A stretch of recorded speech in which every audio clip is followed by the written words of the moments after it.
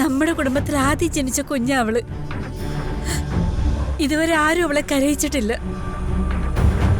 നിങ്ങളായിട്ട് ഇനി അവളെ കരയിക്കരുത്. നിന്നെ കൊണ്ട് പറ്റുമെങ്കിൽ നീ അനൂപിനെ ജാമ്യത്തിലിറക്ക്. ഇല്ലെങ്കിൽ ഞാൻ വേറെ വഴി നോക്കിക്കോളാം. ഉള്ളതെല്ലാം വിറ്റുപെറുക്കിട്ടാണെങ്കിലും എങ്ങനെയെങ്കിലും ഞാൻ അവനെ രക്ഷിച്ചോളാം.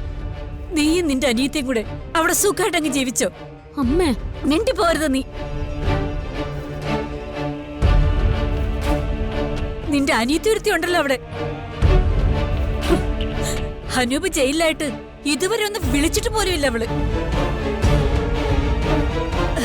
എന്റെ പോലെ ആരെങ്കിലും കൊന്നാ പോലെ നിങ്ങൾക്കൊന്നുമില്ലല്ലോ. പ്രേമം തലയ്ക്ക് പിടിച്ച് അവന്റെ കൂടെ ഒളിച്ചോടിപ്പോയതാ നിന്റെ അനിയത്തി. അതിന് കൂട്ടുനിന്നത് നീയും. പക്ഷെ നിങ്ങൾ രണ്ടുപേരെ കൈപിടിച്ച് നടത്തിയതും വളർത്തിയതും ഒക്കെ അവനാ. അത് നിങ്ങൾ മറക്കരുത്. അച്ഛനെ പോലെയല്ലേടി അവൻ നിങ്ങളെ നോക്കിയത്. നിന്റെ അനിയത്തിക്ക് ഇപ്പൊ ഞങ്ങളെ വലിയ പുച്ഛവാ. ഇതൊക്കെ മറന്ന ദൈവം പോലും പുറക്കത്തില്ലെന്ന് നീ അവളോട് പറഞ്ഞേക്ക്.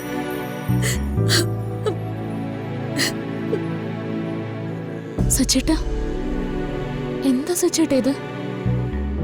അമ്മ എന്തിനാ ഇത്രയ്ക്ക് ചൂടാവുന്നതെന്ന് എനിക്ക് മനസ്സിലാവുന്നില്ല. അവിടെ എന്തോ വലിയ പ്രശ്നം ഉണ്ടായിട്ടുണ്ട്.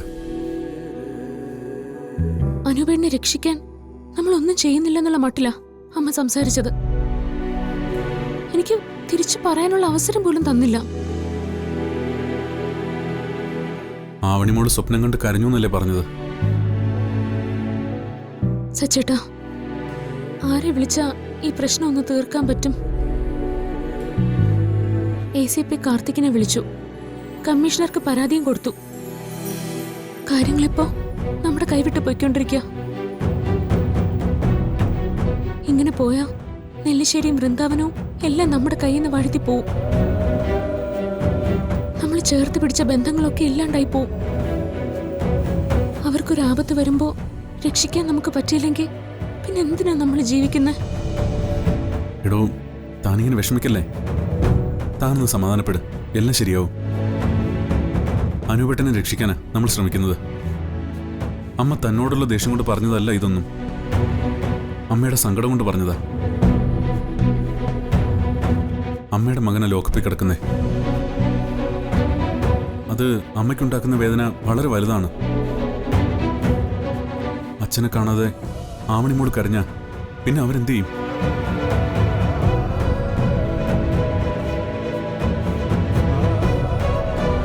എല്ലാത്തിനും നമുക്ക് പരിഹാരം ഉണ്ടാക്കാം.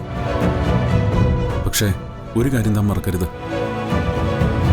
തൻ്റെ വയറ്റിൽ നമ്മുടെ ജീവനുണ്ട്. ഈ ലോകത്ത് മറ്റൊന്നും എന്നെ തളർത്തില്ല. പക്ഷേ തൻ്റെ കണ്ണീരിന് മുന്നിൽ ഞാൻ തോറ്റുപോകും.